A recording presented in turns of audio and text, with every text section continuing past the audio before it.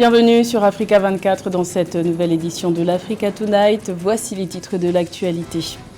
Tension autour de l'organisation de l'élection présidentielle du 29 juin prochain en Mauritanie.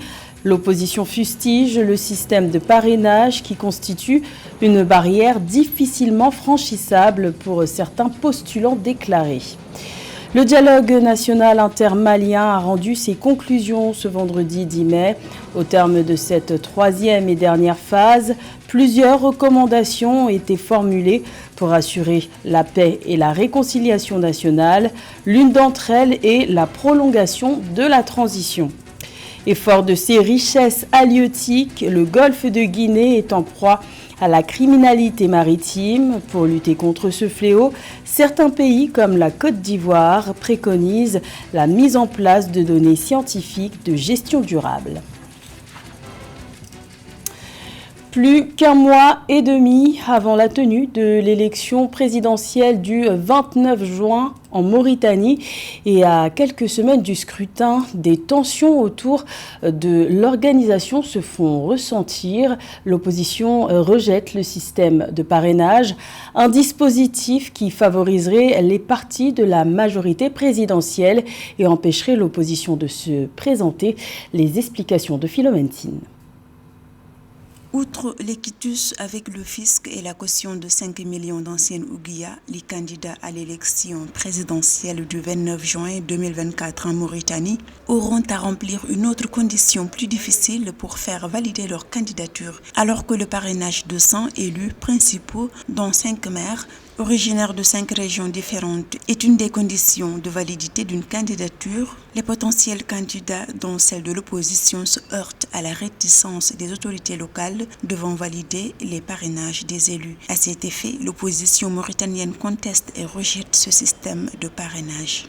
Le système de parrainage en Mauritanie est à l'instar des autres pays. À la différence qu'en Mauritanie, l'État fait des blocages systématiques à certains candidats en déléguant à certains préfets de refuser d'apposer le cachet de l'autorité judiciaire. Ainsi, l'État parraine qui il souhaite et choisit ses propres candidats et concurrents, ce qui est déplorable à plus d'un titre et surtout que la Mauritanie préside aux destinées de l'Union africaine et devrait donner l'exemple. À noter que le dernier délai de rigueur du dépôt des candidatures pour la présidentielle mauritanienne de 2024 est fixé au 15 mai 2024, au moment où les candidats disent éprouver des difficultés à recueillir leur parrainage. Ces candidats estiment que le système mis en place permettrait aux partis de la majorité présidentielle surreprésentés lors des dernières élections municipales de prendre toutes les décisions. Beaucoup de candidats de l'opposition sont toujours à la recherche des parrainages et surtout des maires, qui presque dans la quasi-totalité ont signé pour le président sortant, plus de 200, alors qu'il n'avait besoin que de 5 maires et 95 conseillers pour valider sa candidature. Ce sont des pratiques à dénoncer de la manière la plus ferme et à tous les niveaux. En Mauritanie, 3 candidats ont déjà déposé leur dossier auprès du Conseil constitutionnel pour la présidentielle du 29 juin 2024, dont le président sortant Mohamed Ould Cheikh El Ghazouani et Biram Ould Da Ould Abed, arrivé deuxième à la présidentielle de 2019. Le Mali s'engage-t-il vers une nouvelle prolongation du régime militaire en place depuis août 2020 ? C'est en tout cas ce que préconise l'une des recommandations finales du dialogue national qui s'est achevé ce vendredi 10 mai à Bamako. La candidature du colonel Assimi Goïta à la prochaine élection présidentielle a également été suggérée par les participants. Le point avec Cheikh Omar Kamara.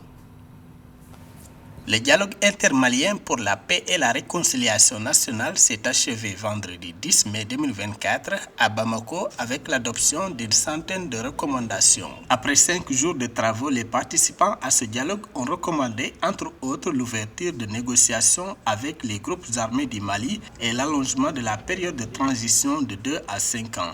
Ils ont également demandé au colonel Assimi Goïta de se présenter à la présidentielle, ce qui mettrait fin à cette période de transition.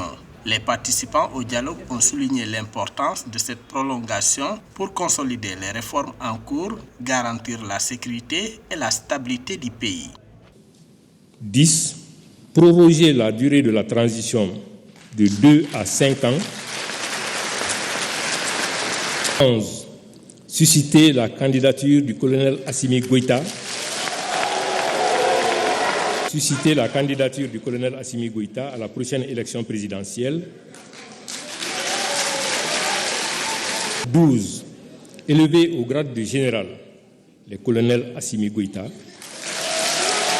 Dans son intervention, le président de la transition, avant de saluer le comité du dialogue intermalien, a salué le peuple malien pour sa prise de conscience et sa résilience face aux enjeux de l'heure. Une fois de plus, c'est jouer notre destin collectif et nous venons de donner la preuve qu'en nous inspirant de nos valeurs séculaires, nous pouvons être à la hauteur des défis historiques. Le mérite revient tout d'abord au peuple malien résilient qui a su se mobiliser en ayant une conscience claire des enjeux de l'ère. En effet, face à la gravité de la situation dans laquelle notre pays s'est retrouvé et qui menaçait les fondements même de l'État, le peuple malien a opéré une prise de conscience qui lui a permis de s'engager dans la voie de la concrétisation de sa souveraineté. Initié par le président de la transition, le colonel Assimi Goïta, après que le gouvernement malien a condamné et rejeté l'accord d'Alger de 2015, l'objectif souhaité de cette concertation nationale vise la réconciliation nationale et la cohésion sociale à travers les efforts nationaux, s'approprier la gestion de la crise au Mali sans intervention étrangère. Également dans l'actualité au Niger, le président déchu Mohamed Bazoum devra attendre encore quelques semaines pour être fixé sur son sort. La Cour d'État du Niger a annoncé avoir reporté au 7 juin la décision qu'elle devait rendre ce vendredi 10 mai concernant la levée de son immunité présidentielle. Le renvoi de l'affaire au 7 juin doit permettre que le droit à la défense soit pleinement assuré. Rappelons que le président déchu, Mohamed Bazoum, est retenu dans sa résidence à Niamey depuis le coup d'État militaire de juillet 2023. Il est accusé par les autorités de transition de haute trahison et d'atteinte à la sûreté de l'État. Le golfe de Guinée possède des ressources halieutiques estimées à plus d'1 million de tonnes de réserves de poissons, mais doit faire face à la criminalité maritime. En Côte d'Ivoire, les pertes financières liées aux activités maritimes illégales auraient atteint plus de 2 milliards de dollars en 2023, d'où l'importance de la mise en place d'un système de gestion des données scientifiques, les précisions d'Esther Conan.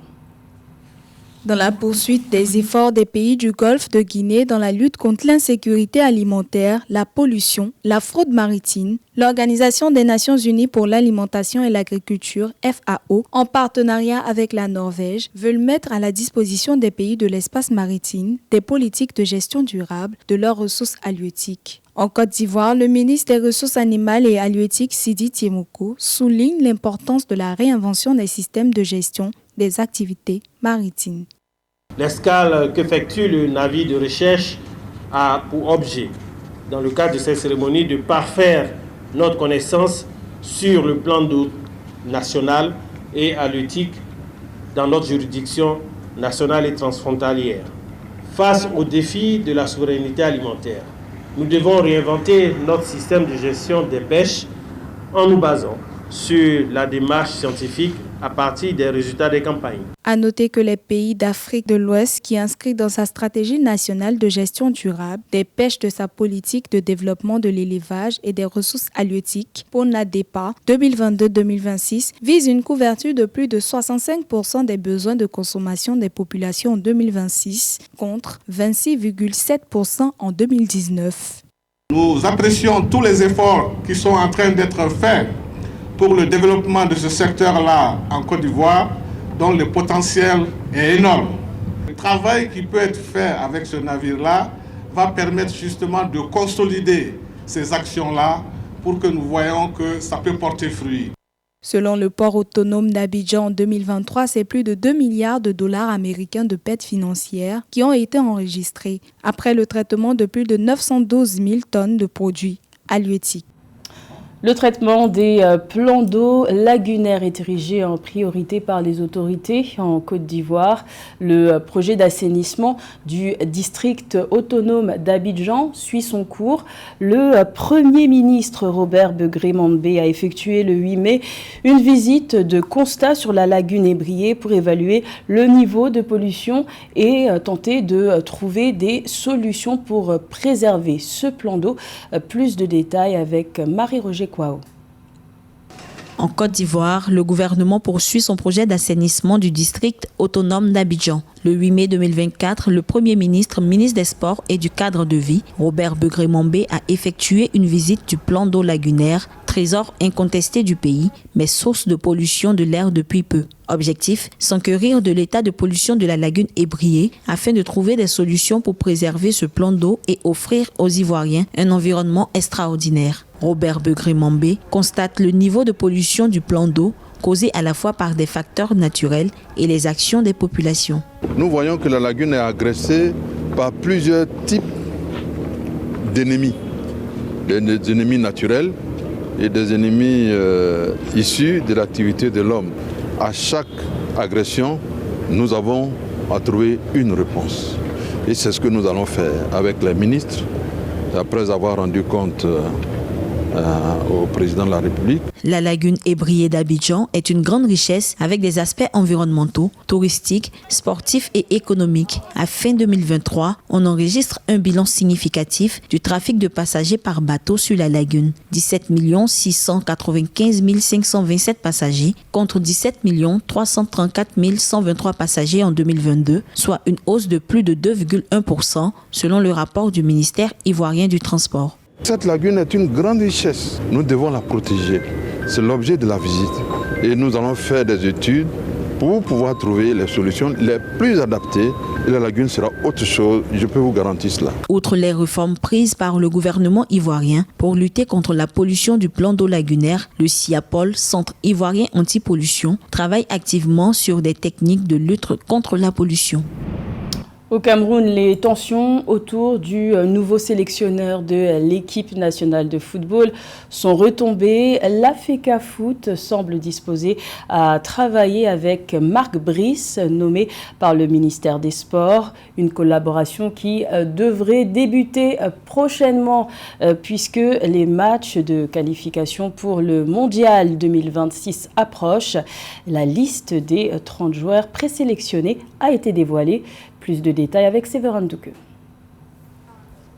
Le nouveau sélectionneur des Lions indomptables du Cameroun, Marc Brice, a rendu public le 9 mai 2024 sa liste des présélectionnés en vue des prochaines échéances sportives auxquelles est attendue la sélection fanion de football du Cameroun. Une liste recomposée avec d'anciens ténors de la sélection, mais aussi des nouveaux et très peu connus, à l'instar de James Eto'o ou encore Guy Kilama. On note surtout 2 nouvelles recrues provenant du championnat local, dont Jules Armanco, meilleur buteur avec 22 réalisations avec Astre de Douala, et John Bosco Chindo, sociétaire de Young Sport Academy, qui lui aussi a marqué le championnat de son empreinte. Une volonté manifeste du nouveau cadre de la sélection de créer un groupe homogène avec des joueurs du championnat local. Mais sont-ils informés des attentes du sélectionneur sur le plan technico-tactique ?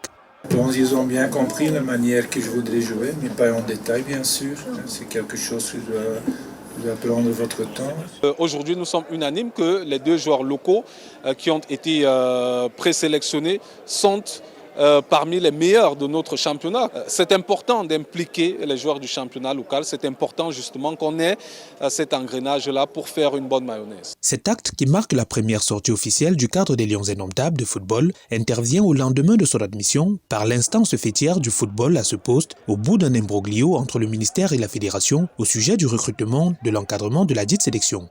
Le Belge de 62 ans effectue cette sortie sans n'avoir jamais rencontré le patron de la fédération, Samuel Eto'o-Fils, avec qui il espère une collaboration franche pour atteindre les objectifs à lui fixés. L'entraîneur lui-même l'a dit, il espère rencontrer le président de la FECAFOOT et on ne peut pas penser que ça puisse être autrement. On pense que les divergences vont être aplanies. J'espère et je souhaite que dans l'avenir, on ait un discours agréable et constructif.